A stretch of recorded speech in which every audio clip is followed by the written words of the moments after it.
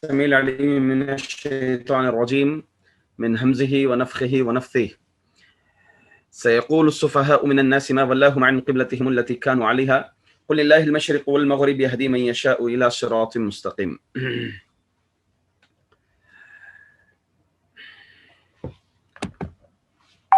معزز سامعین و سامعات،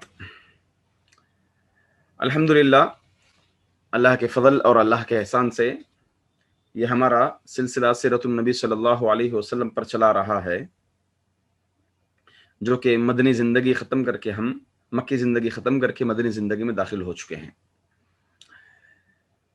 پچھلے مرتبہ ہم نے اللہ کے رسول صلی اللہ علیہ وسلم پر جو اعتراضات عائشہ رضی اللہ تعالی عنہ کے نکاح کے سلسلے میں درپیش ہیں ان اعتراضات کا جواب دیا، پھر جو ہے روزہ اور نماز کی فرضیت پر ہم نے گفتگو کی تھی۔ انشاءاللہ آج کے درس میں باذن اللہ تعالی قبلے کے تحویل قبلہ کے متعلق ہم گفتگو کریں گے انشاءاللہ العزیز۔ قبلہ، یہ قبلہ کے معنی ہوتے ہیں قاف با لام کسرہ کے ساتھ۔ قبلہ کے معنی ہوتے ہیں متوجہ ہونا۔ اگر ہم ڈکشنری کا معنی دیکھیں گے سمت، جانب، تو اسی سے قبل عربی زبان میں ہے۔ پھر اگر قاف کے پیش کے ساتھ اگر معنی آئے تو قبلہ اس کے معنی بوسہ کے ہوتے ہیں۔ قبلہ اگر ہم شرعی معنی دیکھیں تو شرعی معنی کے اعتبار سے نماز کے لیے ہم جگہ کا سمت کا اختیار کرنا اس کو قبلہ کہتے ہیں۔ نماز کے لیے کسی سمت کا اختیار کرنا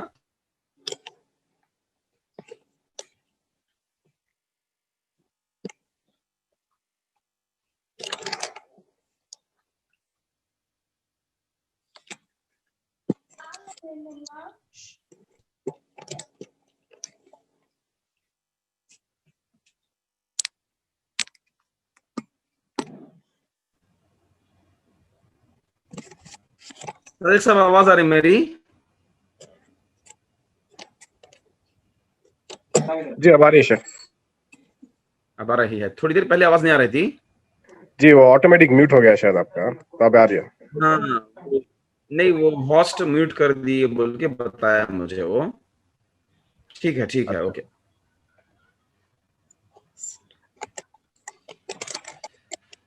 تو میں کہہ رہا تھا قبلے کے متعلق، پہلی بات میں نے یہ کہی، معنی کیا ہے؟ کسی کا آڈیو کا آواز آ رہا ہے، تھوڑا سائلنٹ کر لیں۔ ام عدنان کون ہے؟ تھوڑا اپنی آواز سائلنٹ کر لیں، آڈیو کو پاس میں کر دیجئے۔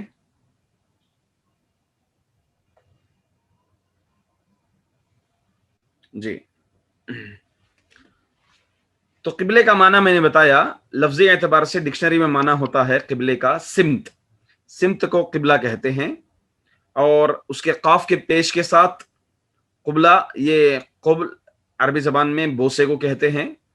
شرعی اعتبار سے قبلے کا معنی ہوتا ہے نماز کے لیے سمت اختیار کرنا، قبلہ کہلاتا ہے۔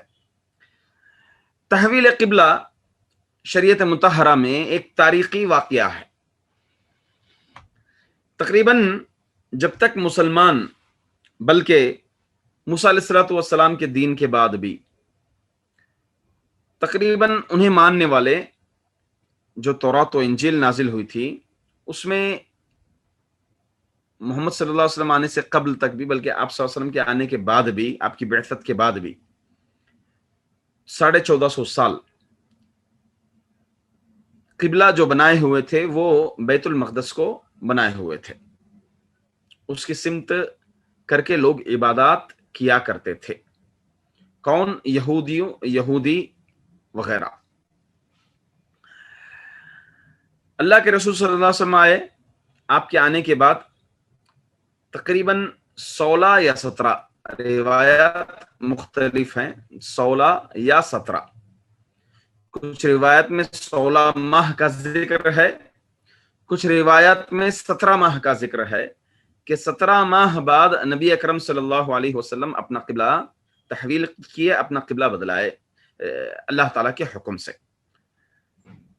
اب اس سلسلے میں دونوں روایتیں ہیں، اس میں حافظ ابن کثیر رحمۃ اللہ علیہ یا حافظ ابن حجر رحمۃ اللہ علیہ ان دونوں روایت کو اکٹھا کر کے یہی ذکر کیا ہے کہ 17 سال تقریباً قبلہ مسلمان بیت المقدس کی طرف 17 ماہ مدینہ آنے کے بعد 17 ماہ مسلمان بیت المقدس کی طرف رخ ہو کر کے بیت المقدس کو اپنا قبلہ بنا کر کے نماز پڑھتے تھے۔ اس سلسلے میں تحویل قبلہ کے سلسلے میں کچھ روایات ہیں۔ ایک روایت اس طرح ہے کہ نبی اکرم صلی اللہ علیہ وسلم عصر کی نماز پڑھ رہے تھے تو نماز میں اللہ تعالی قبلے کا حکم دیا تو اللہ کے رسول صلی اللہ علیہ وسلم نماز ہی کی حالت میں قبلہ نماز پڑھا رہے تھے، تمام مسلمانوں کے ساتھ قبلہ بیت المقدس سے کعبۃ اللہ کی جانب رخ موڑ لیا قبلے کا۔ ان روایت کو اگر ہم دیکھیں تو یہ روایات جس میں نماز کی حالت میں قبلہ بدلنے کا حکم یا تحویل قبلے کا حکم نازل ہوا تو یہ روایات سب ضعیف ہیں۔ البتہ جو صحیح روایت کے مطابق یہ ہے کہ آپ صلی اللہ علیہ وسلم کو عصر کی نماز سے قبل ہے، جیسا کہ صحیح روایات میں ہے، صحیح احادیث میں ہے۔ تو اللہ کے رسول صلی اللہ علیہ وسلم عصر کی نماز پڑھائی۔ اب اس میں اختلاف ہے کہ فجر کی نماز سے پہلے کا حکم تھا، کچھ اختلاف ہے کہ ظہر کی نماز کے وقت کا حکم تھا، کچھ اختلاف ہے مغرب کا، کچھ عشاء کا، اس طرح ذکر کیا ہے۔ تو بہرحال ہم اس سلسلے میں یہ جواب دیں گے، روایت ہیں، حدیثیں ہیں، اس سلسلے میں ہم یہ بات کہیں گے کہ راوی جیسے وہ نماز ادا کیے، یعنی کچھ صحابہ عصر کی نماز میں اطلاع نہیں تھی، شاید وہ مسجد النبوی سے ہٹ کر کے کہیں سفر پر تھے یا تجارت کے میدان میں تجارت میں تھے، وہ وہیں پر نماز ادا کر لیے بیت المقدس کی طرف رخ ہو کر کے۔ پھر جب مدینہ مغرب میں آئے تو دیکھا کہ مغرب میں لوگ جو ہے اللہ کے رسول صلی اللہ علیہ وسلم کعبۃ اللہ کی جانب رخ ہو کر کے نماز پڑھا رہے ہیں۔ ہو سکتا ہے یہ جواب علماء اکرام دیے کہ وہ مغرب کی نماز میں شامل ہوئے، عشاء کو کہنے والے عشاء کی نماز میں شامل ہوئے، فجر کو کہنے والے فجر کی نماز میں شامل ہوئے، ظہر کو کہنے والے ظہر کی نماز میں شامل ہوئے۔ البتہ تحویل قبلہ نماز کی حالت میں ایک صحیح حدیث سے، بخاری و مسلم کی روایت سے یہ واقعہ منقول ہے۔ حضرت انس رضی اللہ تعالی عنہ فجر کی نماز پڑھ کے مسجد النبوی میں وہ نکلے، کہاں؟ مسجد قباء کی جانب۔ تو مسجد قباء میں وہاں کی آبادی کے صحابہ کرام مسلمان نماز پڑھ رہے تھے بیت المقدس کی طرف رخ ہو کر کے۔ تو بہرحال نماز ہی میں حکم دیا کہ اللہ کے رسول صلی اللہ علیہ وسلم کو کل قبلہ بدلنے کا حکم اللہ تعالیٰ کی طرف سے آ چکا ہے۔ تو جیسے ہی حکم ہوا، جیسے ہی سنایا گیا، فوری طور پر نماز ہی میں صحابہ اکرام بیت المقدس سے کعبۃ اللہ کی طرف اپنا رخ بدل لیا، قبلہ بدلا۔ تو اس مناسبت سے قبلے کا حکم نماز میں جو واقعہ منقول ہے وہ واقعہ یہی ہے۔ اب چلیے کہ اس قبلے کی حکمتیں کیا ہیں، تحویل قبلہ بدلنے کی حکمت کیا ہے، جبکہ شریعت ہماری کب ہوئی؟ اللہ کے رسول صلی اللہ علیہ وسلم کو 40 سال کی عمر میں ہی نبوت مل گئی تھی، تو اس اعتبار سے پہلے ہی حکم دینا تھا، یہ ایک سوال پیدا ہو سکتا ہے۔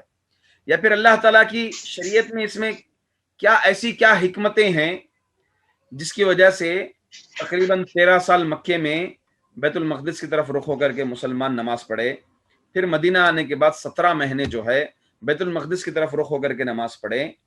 تو اس میں اتنا تاخیر کرنے کی حکمت کیا ہے؟ آپ لوگ کوئی بتا سکتے ہیں اس میں کیا حکمت ہے؟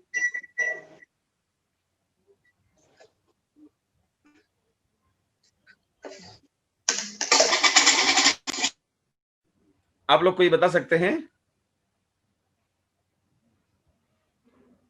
کہ اتنی مدت گزرنے کی حکمت کیا ہے؟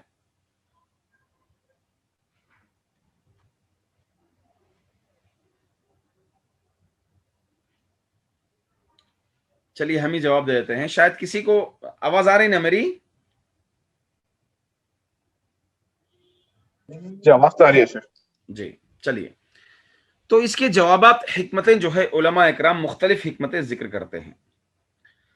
پہلی حکمت یہ ہے، اس واقعے سے تحویل قبلہ کے حکم سے تاکہ مومن اور منافق جس کا کمزور ایمان ہے یا جو دراصل مکمل ایمان میں داخل نہیں ہوا، اس میں اور صحیح ایمان والے میں تمیز ہو سکے، ایک طرح سے صحیح ایمان والا اور جو ناقص مومن ہے اس میں تمیز ہو سکے، کیونکہ تحویل قبلہ کا حکم جیسے ہی نازل ہوا، کئی لوگ جو ہے جو دراصل ابھی ایمان میں داخل نہیں ہوئے تھے، کچے پکے تھے، وہ لوگ واپس کفر کی طرف میلان ان کا ہو گیا۔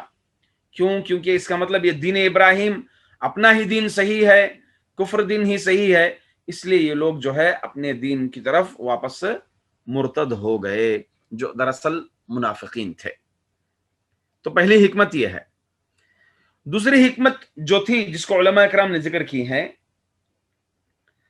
اللہ کے رسول صلی اللہ علیہ وسلم اور مسلمانوں کے لیے ایک طرح سے تسلی کے طور پر تھا، مسلمانوں کے لیے اور نبی اکرم صلی اللہ علیہ وسلم مسلمانوں کے لیے اور اللہ کے رسول صلی اللہ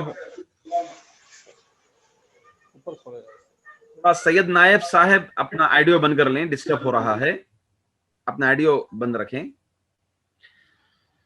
تو کہہ رہا تھا میں، تاکہ مسلمانوں اور اللہ کے رسول صلی اللہ علیہ وسلم کے لیے یہ تسلی کے طور پر قبلے کا حکم نازل ہوا۔ اسی طرح سے ایک حکمت علماء اکرام ذکر کرتے ہیں، یہ بڑی باریکی ہے، اس کو اکثر علماء نے ذکر کیا ہے، اس کو سمجھنے کی کوشش کریں۔ مشرکین مکہ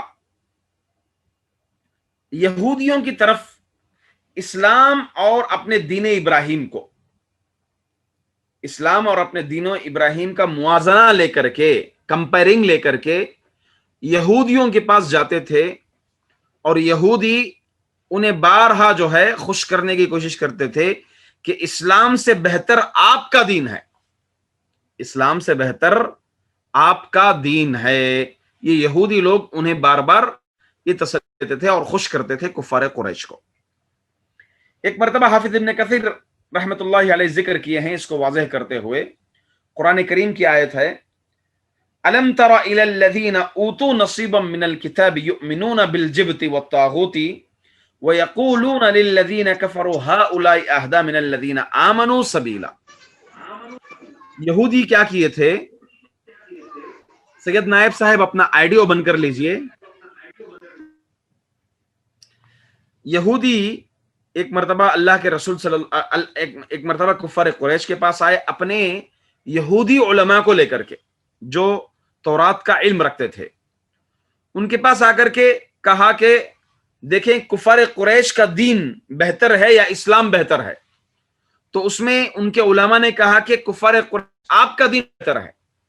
تو اسی کا ذکر اللہ تعالیٰ قرآن میں کہا، أَلَمْ تَرَ إِلَى الَّذِينَ أُوتُوا نَصِيبًا مِنَ الْكِتَابِ، کیا تم محمد ان لوگوں کو نہیں دیکھا جنہیں کتاب کا علم دیا گیا، یؤمنون بالجبت، وہ جبت و طاغوت پر ایمان رکھنے والے تھے، وَيَقُولُونَ لِلَّذِينَ كَفَرُوا، مشرکین سے کیا کہا، أَهْدَىٰ مِنَ الْآمَنُوا مِنَ الَّذِينَ سَبِيلًا، یعنی وہ جو ایمان لائے ہیں ان سے بہتر آپ لوگ ہیں، ان سے بہتر آپ لوگ ہیں۔ یہ جواب جو ہے یہودی کے علماء نے دیے۔ تو دیکھیے، اگر قبلے کا حکم پہلے نازل ہوتا، جب مکے میں تھے، تو کفار قریش کیا کہتے تھے کہ ہمارے دین کے مطابق، کیونکہ وہ لوگ دین ابراہیم کے مطابق اپنا قبلہ کس کو بنائے تھے؟ کعبے کو بنائے تھے، وہ اپنی پوجا پاٹ شرکیہ اعمال سب کعبے کی طرف رخ ہو کر کے کرتے تھے۔ اگر مسلمانوں کو پہلے ہی حکم ہوتا کعبے کی طرف رخ ہو کر کے نمازیں پڑھنے کا، کعبے کی طرف رخ ہو کر کے اپنی عبادتیں گزارنے کا، مسلمانوں کو اگر حکم ہوتا، تو کفار قریش یہ کہتے تھے کہ ہمارے دین کی طرف یہ لوگ لوٹ کر کے آئے ہیں، اس کا مطلب ہمارا دین ہی صحیح ہے، ہمارا دین ہی اصل ہے، اور یہ ایک ہمارے دین کی ایک شاخ ہے۔ یہ اعتراض کر سکتے تھے کون؟ کفار قریش۔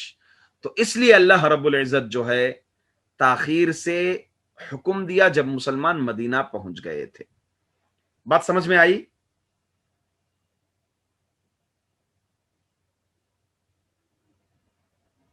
بات سمجھ میں آئی سب کو یا اپنی بات کو دہراؤں؟ الحمدللہ۔ تو معلوم یہ ہوا کہ تحویل قبلہ کا جو حکم تاخیر سے نازل ہوا تھا اس کی حکمت یہ ہے تاکہ کفار قریش کے لیے بطور دلیل نہ بن سکے۔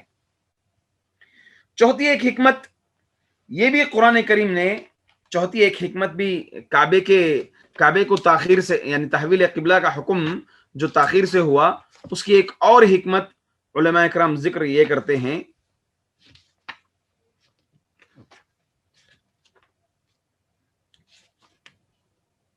کہ اس میں یہودیوں کی مشابہت نہ ہو سکے۔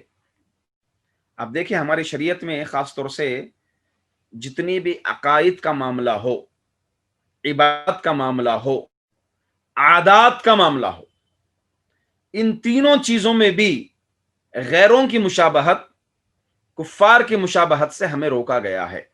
اسلام کا ایک نمایاں، ایک الگ، اسپیشلی سم تھنگ ڈفرینٹ جو ہے اسلام کی ایک پہچان ہے، مسلمانوں کی ایک پہچان ہے۔ عقائد کے معاملے میں آپ دیکھیے، کفار قریش اللہ کے رسول صلی اللہ علیہ وسلم سے ایک صحابی نے آ کر کے پوچھا کہ میں نے نظر مانی کہ نظر ایک فلاں خاص مقام کے پاس جانور ذبح کرنے کی میں نے نظر مانی۔ تو اس وقت اللہ کے رسول صلی اللہ علیہ وسلم نے کچھ کوشچن کیا، سوال کیا، پوچھا کہ کیا وہاں پر کفار قریش کی کچھ عیدیں ہوتی تھی؟ تو مسلمانوں نے کہا کہ نہیں۔ تو پھر اللہ کے رسول صلی اللہ علیہ وسلم نے کہا کہ جاؤ اپنی نظر پوری کرو۔ عقائد کا معاملہ ہو گیا۔ عبادات کا معاملہ، ہماری نماز، اللہ کے رسول صلی اللہ علیہ وسلم نے کہا کہ تم یہودی بغیر جوتے اور بغیر موزوں کے نماز پڑھتے ہیں، لہٰذا تم یہودیوں کی مخالفت کرو، جوتوں اور موزوں سے نماز پڑھو۔ عبادت میں اور روزے کا معاملہ کیا تھا کہ روزہ خاص طور سے یوم عاشورہ، اللہ کے رسول صلی اللہ علیہ وسلم یوم عاشورہ کے دن روزہ رکھا اور اس کا اجر یہ بتایا کہ پچھلے ایک سال کے گناہ معاف ہو جاتے ہیں۔ تو فوری طور پر معلوم ہوا کہ یہود بھی اس دن روزہ رکھتے ہیں۔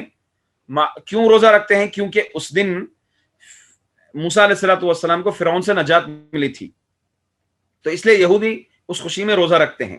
تو اللہ کے رسول صلی اللہ علیہ وسلم نے کہا اگلے سال تم ایک دن پہلے یا ایک دن بعد روزہ رکھو تاکہ یہودیوں کی مخالفت ہو سکے۔ تو عبادت کا معاملہ روزہ، نماز، پھر جو ہے قبلے کا معاملہ بھی ہم مسلمانوں کا قبلے کا معاملہ کیا ہو؟ یہودیوں کا قبلہ بیت المقدس کی طرف ہے، تو لہٰذا ہمارا قبلہ کہاں ہو؟ کعبے کی طرف ہمارا قبلہ ہو۔ تو یہ مسلمانوں کی اور اسلام کی ایک امتیازی سم تھنگ ڈفرینٹ خصوصیات ہیں کہ اللہ رب العزت عبادات کے معاملے میں، معاملات میں بھی، دیگر معاملے میں اللہ کے رسول صلی اللہ علیہ وسلم نے فرمایا کہ داڑھی کو بڑھاؤ اور مونچھ کو چھوٹی کرو، مختصر کرو مونچھ کو اور داڑھی کو بڑھاؤ، یہ اللہ کے رسول صلی اللہ علیہ وسلم کی حدیث ہے۔ اور یہودیوں کی مخالفت کرو، مشرکین کی مخالفت کرو، مجوسیوں کی مخالفت کرو، کیونکہ مجوسی وغیرہ سب کیا ہے، اپنی مونچھ کو بڑے رکھتے ہیں اور اپنی داڑھیوں کو چھوٹے کرتے ہیں، داڑھیوں کو کاٹتے ہیں، منڈواتے ہیں۔ تم ان کی مخالفت کرو، اپنی مونچھ کو مختصر کرو اور داڑھیوں کو بڑھاؤ۔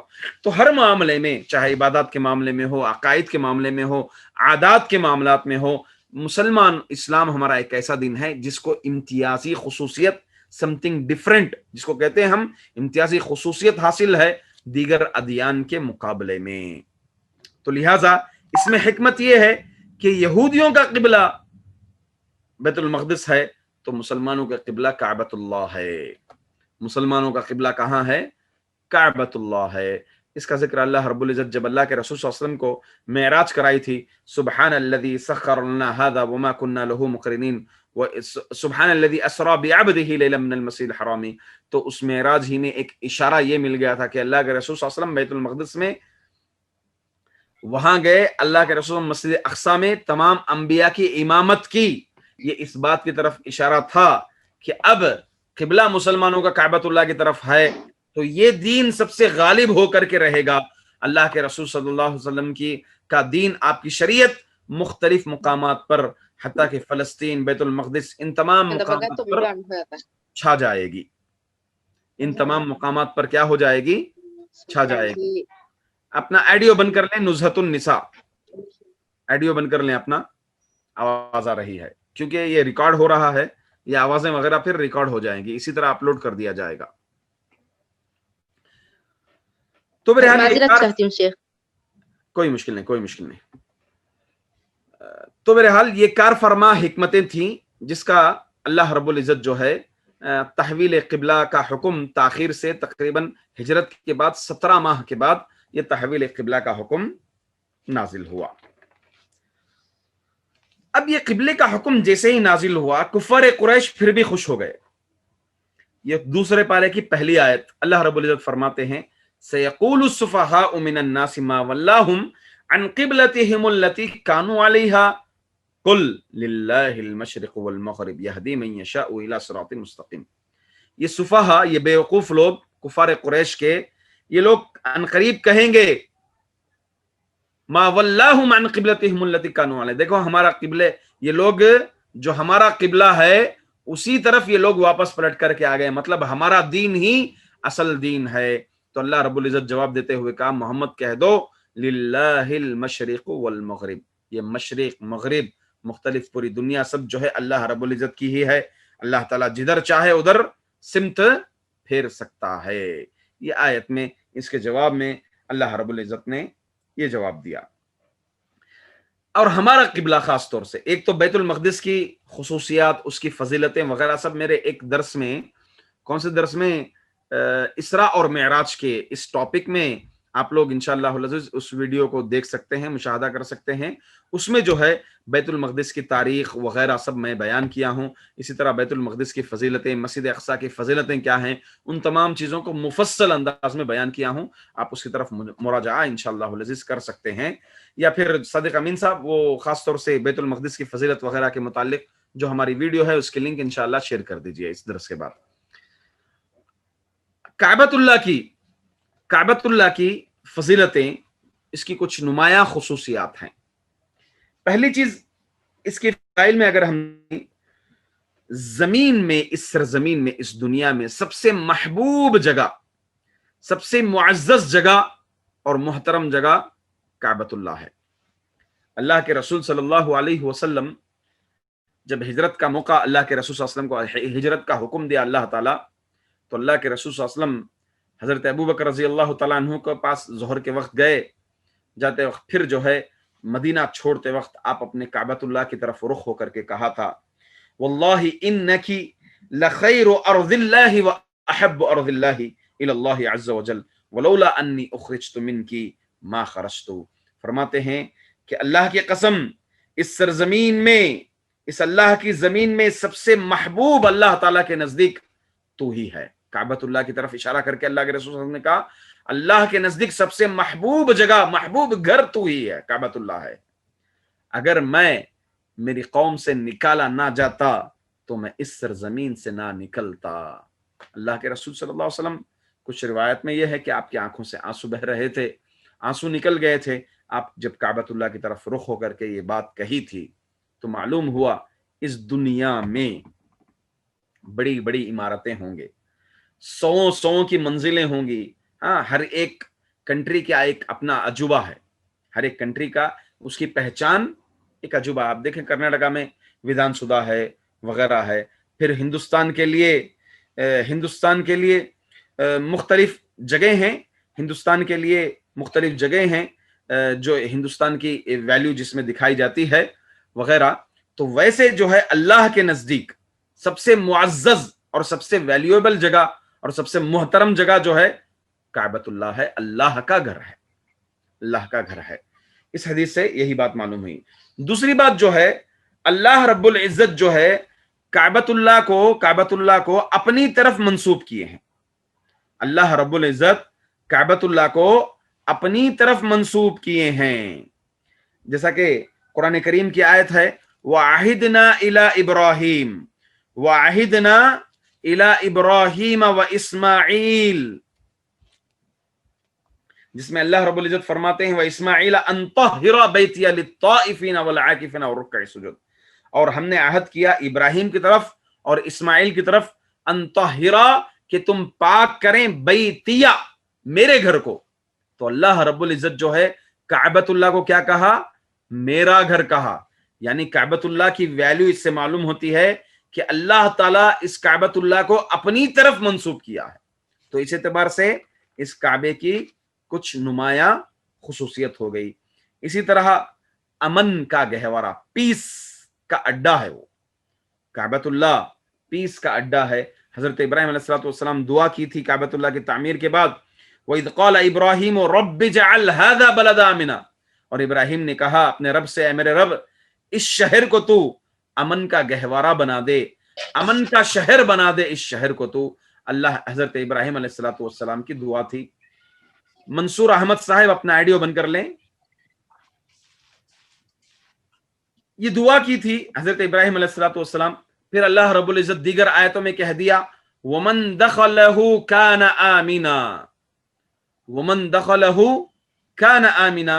یہ حضرت اللہ کے رسول صلی اللہ علیہ وسلم نے کہا کہ جو اس شہر میں داخل ہو گیا وہ پر امان ہے، وہ پیسفل ہے، پیس سے رہے گا وہ.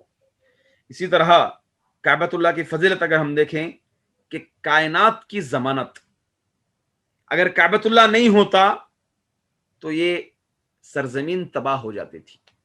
حضرت عبداللہ بن عباس رضی اللہ تعالیٰ عنہ کے قول کے مطابق تفسیر کی روشنی میں کہتے ہیں، قرآن کریم کی آیت اللہ الکعبۃ البیت الحرام قیاما للناس، کہ اللہ تعالیٰ نے کعبۃ اللہ کو حرام محرم والا گھر بنایا ایک، اور دوسری چیز قیاما للناس لوگوں کے لیے رہنے کا گہوارہ بنایا اللہ رب العزت. تو حضرت عبداللہ بن عباس رضی اللہ تعالیٰ عنہ اس آیت کی تفسیر میں کہتے ہیں اگر لوگ حج نہ کریں، طواف نہ کریں، تو اللہ تعالیٰ آسمان اور زمین کو ملا دیں گے. تو اس طرح پوری مخلوق کیا ہو جائے گی؟ تباہ ہو جائے گی. تو معلوم یہ ہوا کہ کعبۃ اللہ کی وجہ سے، یعنی اللہ تعالیٰ ہی یہ حکمت رکھے ہیں، اس کی ویلیو رکھے ہیں. حضرت عبداللہ بن عباس کی تفسیر کے مطابق کعبۃ اللہ کے بدولت یہ زمین جو محفوظ ہے، یہ دنیا جو محفوظ ہے، یہ آسمان جو محفوظ ہے، وہ کعبۃ اللہ کے سبب ہی ہے. تو بہرحال یہ کچھ نمایاں خصوصیتیں ہیں جو کعبۃ اللہ کے متعلق میں نے بیان کیے. چلیے ابھی سیرت میں ہم قبلے کے متعلق کچھ فقہی احکامات ہیں، کچھ فقہی مسائل ہیں، اس کو میں انشاءاللہ آج کے درس میں بیان کرنے کی کوشش کروں گا. پہلی چیز، نماز کے لیے شرط کیا ہے؟ جواب دیجئے کوئی.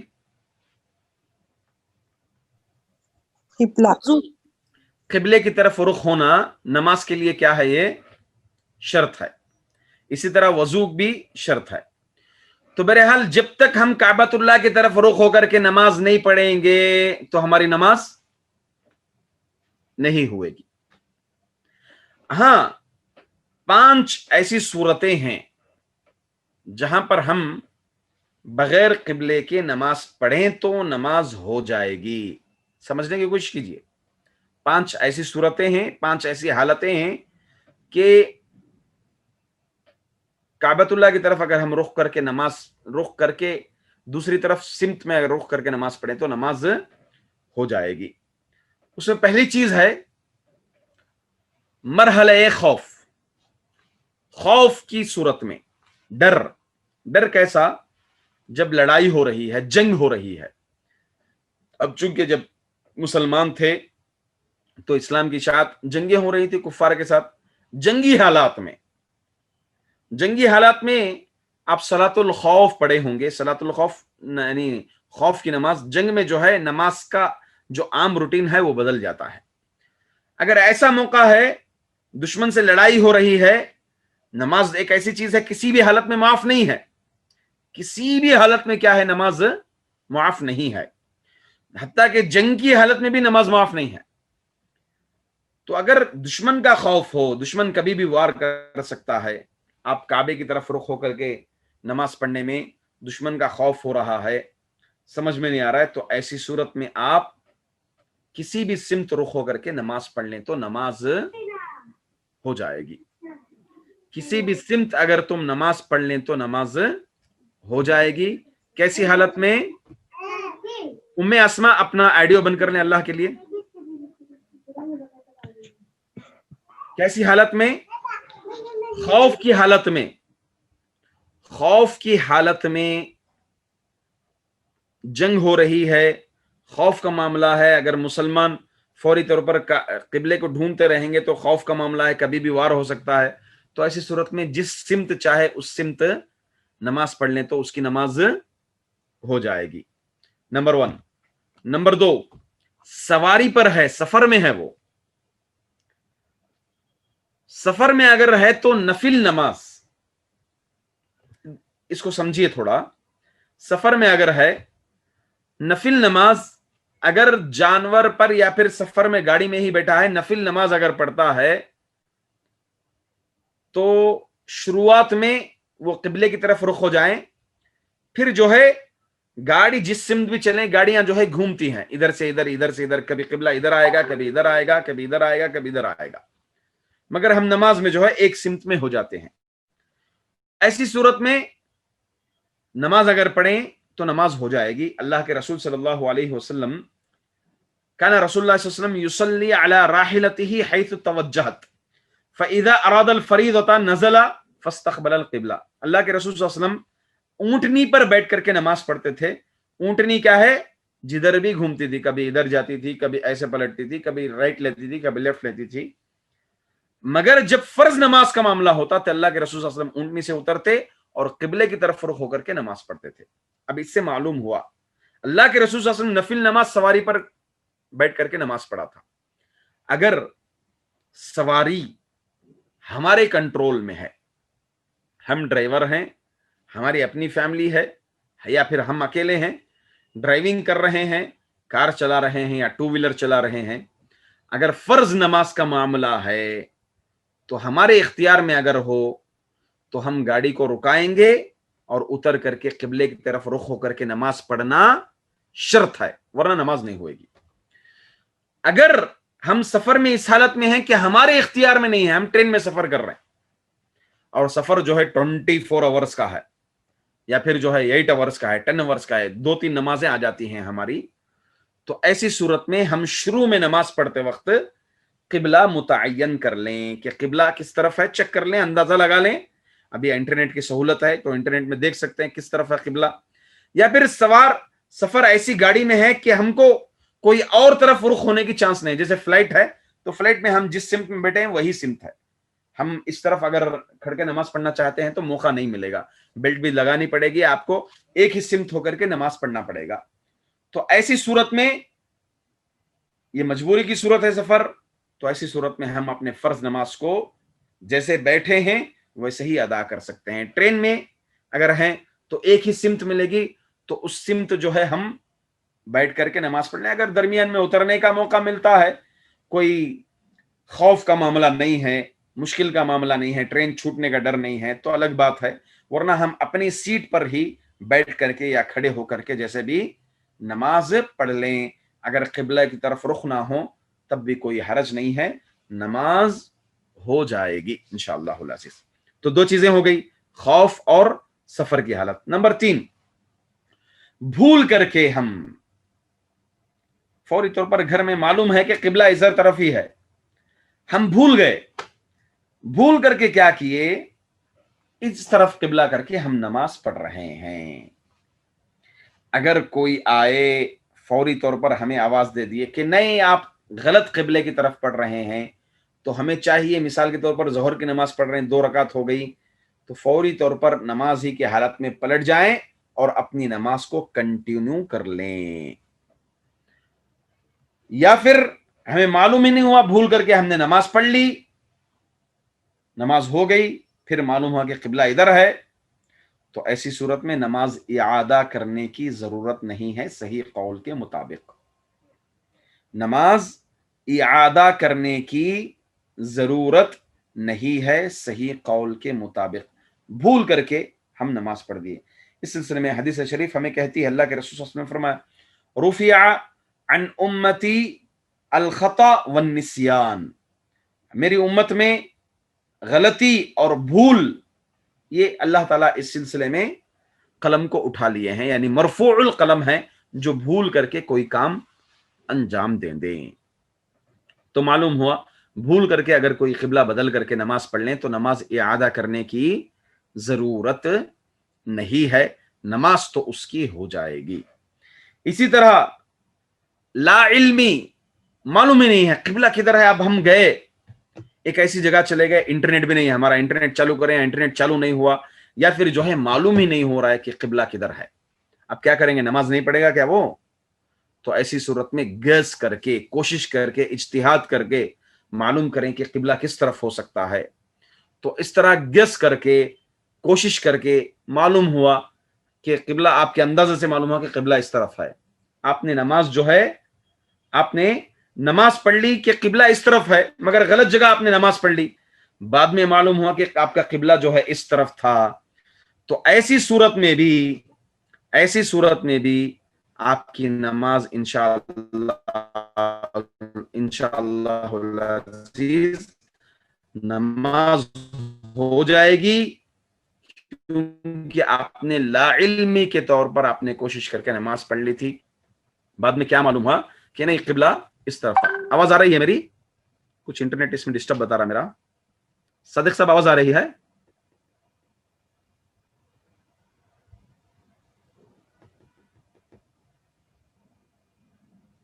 کوئی جواب دے مجھے، آواز آ رہی ہے؟ جی آ رہی ہے، اچھی طرح آ رہی ہے، آواز آ رہی ہے۔ الحمدللہ الحمدللہ۔ تو لا علم میں بھی اگر ہم نماز پڑھ لیے تو نماز ہو جائے گی۔ اب دیکھیے اس کی ایک دلیل ہے، امام ترمذی رحمۃ اللہ علیہ اس حدیث کو ذکر کیے ہیں۔ حدیث کیا ہے؟ ایک مرتبہ صحابہ اکرام سفر میں تھے، اندھیرے میں تھے، اب معلوم ہی نہیں ہو سک رہا تھا کہ قبلہ کس طرف ہے، تو بہرحال صحابہ جو ہے اندازہ کر کے ایک طرف رخ کر کے نماز پڑھ لیا، پھر صبح ہوئی تو معلوم ہوا کہ غلط سمت نماز پڑھ لیے، تو ایسی صورت میں صحابہ نے اپنی نماز کو دہرایا نہیں، ان کی نماز ہو گئی۔ تو معلوم ہوا لا علمی طور پر اگر نماز پڑھ لیتے ہیں گیس کر کے، اندازہ لگا کر کے، تو ایسی صورت میں نماز ہو جائے گی، نماز کو دہرانے کی ضرورت نہیں ہے۔ اسی طرح بھول کر کے اگر ہم غلط جگہ نماز پڑھ لیے، امام بخاری رحمۃ اللہ علیہ جو ہے اس پر باب ہی باندھا ہے، باب ما جاء فی القبلۃ ومن لم ير الاعادۃ علی من سہا فصلی الی غیر القبلہ، جو لوگ بھول کر کے نماز پڑھ لیے قبلے کو چھوڑ کر کے دوسرے قبلے کی طرف، تو اعادہ کرنے کی کوئی ضروری ان کے لیے نہیں ہے۔ اور آخری صورت مجبوری کی صورت میں، مجبوری کیا ہے؟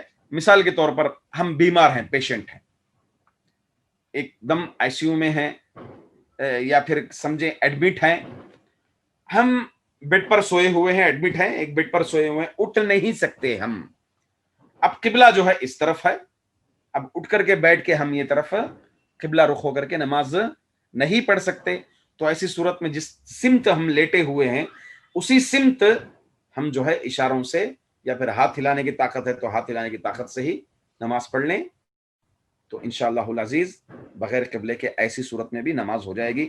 اللہ تعالیٰ قرآن کریم میں فرماتے ہیں، ما یرید اللہ لیجعل علیکم من حرج ولکن یرید لیطہرکم ولیتم نعمتہ علیکم لعلکم تشکرون، اللہ تعالیٰ تم کو حرج میں ڈالنا نہیں چاہتے، اور اللہ کے رسول صلی اللہ علیہ وسلم کی حدیث بھی ہے کہ اللہ کے رسول صلی اللہ علیہ وسلم نے فرمایا، رفع عن امتی الخطا والنسیان وما استکرہوا علیہ، کہ میری امت میں بھول، غلطی اور مجبوری معاف کر دی گئی ہے۔ مجبوری کی صورت میں اگر مجبوری میں ہمیں مجبوری کر دیا گیا یا مجبوری حالت آ گئی، تو ایسی صورت میں جو ہماری مالا یطاق، جو ہماری طاقت سے باہر چیزیں ہیں، تو ایسی صورت میں شریعت کوئی مواخذہ نہیں لگی۔ تو 5 حالتیں میں نے بتائیں جس میں قبلہ ہٹ کر کے ہم نماز پڑھ سکتے ہیں۔ خوف کا معاملہ ہے، پھر سواری پر ہے، سفر میں ہے، لا علمی میں کر رہے ہیں، بھول کر کے کر رہے ہیں، یا مجبوری کی صورت میں، ایسی صورت میں ہم قبلے سے ہٹ کر کے نماز پڑھتے ہیں۔ یہ سیرت میں اس کو کہتے ہیں، جو میں نے بتایا اس کو فقہ السیرہ کہتے ہیں اس کو، یعنی سیرت پڑھاتے پڑھاتے فقہی باتیں کچھ۔ اسی طرح قبلے کے سلسلے میں کچھ آداب ہیں، اس کو ہم ذہن میں رکھ لیں۔ ان آداب کو میں ذکر کر کے آج کے اس درس کو انشاءاللہ العزیز ختم کرنے کی کوشش کروں گا۔ پہلی چیز یہ ہے، قبلے کی جانب، قبلے کی طرف منہ کر کے یا قبلے کی طرف پیٹ کر کے استنجا اور استجمار نہیں کرنا چاہیے۔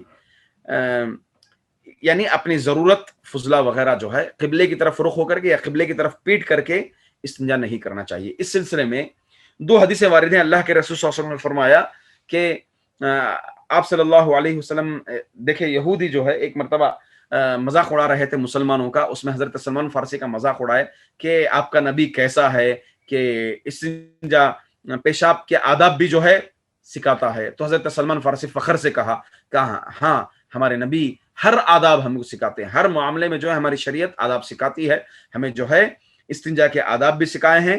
فرماتے ہیں اجل لقد نہانا ان نستقبل القبلۃ لغائط او بول، ہمیں جو ہے استقبال قبلہ، قبلے کی طرف رخ ہو کر کے یا پھر قبلے کی طرف پیٹ کر کے استنجا کرنے سے منع کیا ہے۔ دو صورتیں ہیں، ایک صحرا بولے تو کھلا میدان، کھلا میدان اگر ایسی جگہوں پر استنجا کرتے ہیں تو ایسی صورت میں قبلے کی طرف رخ کر کے یا قبلے کی طرف پیٹ کر کے استنجا کرنا جائز نہیں ہے، گنہگار ہوگا آدمی، سمجھ گئے؟ صحرا میں۔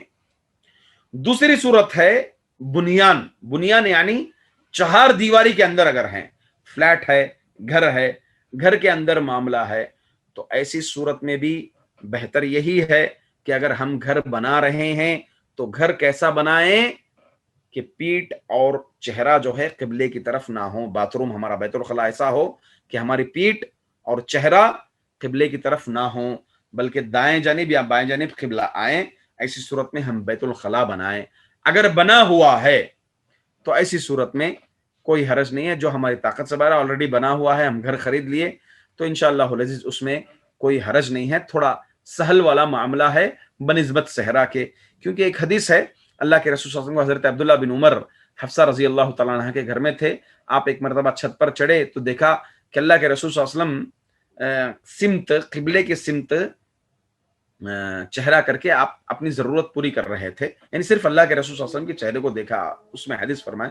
تو بہرحال اس میں علماء کہتے ہیں یہ حکم نازل ہونے سے پہلے کی بات تھی، کچھ لوگ کہتے ہیں یہ اللہ کے رسول صلی اللہ علیہ وسلم کے لیے خاص تھی۔ تو بہرحال اس میں علماء آخر میں یہ بات کہتے ہیں، شیخ بن باز وغیرہ سب، کہ اگر ہماری طاقت سے باہر ہے تو بنیان ہے، چار دیواری کے اندر اگر معاملہ ہے تو ایسی صورت میں انشاءاللہ العزیز سہل والا معاملہ ہے، آسان والا معاملہ ہے، اگر اس کو بدلا لیتے ہیں تو بہت اچھی بات ہے۔ اگر ہمارے اختیار میں ہے، ہم بنا رہے ہیں گھر، تو ایسی صورت میں ہمیں چاہیے کہ قبلے کی جانب یا پھر قبلے کی طرف پیٹ کر کے بیت الخلا کو نہ بنائیں، ٹھیک ہے؟ اسی طرح قبلے کے آداب میں سے ایک چیز یہ ہے کہ قبلے کی طرف رخ کر کے تھوکنا منع ہے۔ اب اس میں بھی دو صورتیں ہیں، خاص طور سے نماز کی حالت میں ہے، بلغم آ گیا تو ایسی صورت میں کیا کرنا چاہیے؟ اپنے بلغم کو دائیں یا بائیں کر کے ٹیشو پیپر ہے کچھ ہے اس میں تھوک لیے، فوری طور پر اپنے جیب میں رکھ لیے۔ پہلے صحابہ کرام کا معاملہ کیا تھا، مسلمان زمینیں جو ہے مٹی کی ہوتی تھی، تھوک وغیرہ ہوتا تو فوری طور پر نیچے تھوک دیتے تھے اور مٹی کو دفنا دیتے تھے۔ اللہ کے رسول صلی اللہ علیہ وسلم ایک مرتبہ وضو کے لیے دیکھا کہ قبلے کی جانب کچھ بلغم تھوکا ہوا تھا اور وہ سوکھ گیا تھا، تو فوری طور پر اللہ کے رسول صلی اللہ علیہ وسلم کا چہرہ بدل گیا اور خود اللہ کے رسول صلی اللہ علیہ وسلم اٹھ کر کے اس کو کھرچ رہے تھے اپنے ہاتھوں سے، مبارک ہاتھوں سے۔ پھر آپ صلی اللہ علیہ وسلم نے فرمایا ان احدکم اذا قام فی صلاتہ، تم میں کا کوئی جب نماز میں ہو تو اپنے رب سے سرگوشی کرتا ہے، اور یا پھر جو ہے رب قبلہ اور اس کے نمازی کے درمیان حائل ہو جاتے ہیں اللہ رب العزت، تو لہٰذا قبلے کی طرف رخ ہو کر کے تھوکنا نہیں چاہیے۔ اگر اس کو تھوکنا ہو تو اپنے قبلے کے دائیں جانب لیفٹ جانب کر لیں یا پھر جو ہے اپنے پیر کے نیچے تھوک لیں۔ کب یہ ایسی صورت میں؟ جب مٹی پر نماز پڑھ رہے ہیں۔ تو علماء اسی سے لکھتے ہیں کہ نماز کے علاوہ بھی آدمی کو آداب یہ ہیں کہ قبلے کی طرف جا رہے ہیں، مثال کے طور پر قبلہ ہے تو اس طرف جو ہے تھوکنا نہیں چاہیے۔ تھوکنے کے آداب بھی بتائے ہیں کہ بائیں جانب بہتر، سب سے افضل ہے، بائیں جانب تھوک لیں، تھوک کر کے اس کا کفارہ یہ ہے کہ اس تھوک کو دفنا دیں، ایسی پلیس میں نہ کریں جہاں پر پبلک کا گزر ہوتا ہے، یا پھر ایسی جگہ جہاں پر جو ہے آپ کے تھوک کا دھبا بیٹھ جاتا ہے جس سے دیگر لوگوں کو چڑ ہو سکتی ہے، نقصان ہو سکتا ہے۔ یہ ہماری شریعت جو ہے اتنے پیارے آداب سکھائے ہیں، اس میں سے اہم بات یہ ہے کہ قبلے کی طرف رخ ہو کر کے تھوکنا منع ہے، یہ ہماری شریعت مطہرہ سکھائی ہیں۔ یہ کچھ فقہی آداب تھے، فقہی احکامات تھے جو قبلے کے متعلق میں نے بیان کی. بس انہی چند باتوں پر آج کے درس کو ختم کرتے ہوئے اللہ رب العزت سے دعا ہے کہ اللہ رب العزت ہمیں شریعت مطہرہ کو سمجھنے کی توفیق عطا فرمائے، اور سیرت النبی صلی اللہ علیہ وسلم سے جو بھی احکامات آ رہے ہیں ان احکامات یا پھر جو بھی نصائح وغیرہ ہیں انہیں اپنانے کی، عبرتیں وغیرہ کو اپنانے کی توفیق عطا فرمائے. آمین. وآخر دعوانا ان الحمد للہ رب العالمین.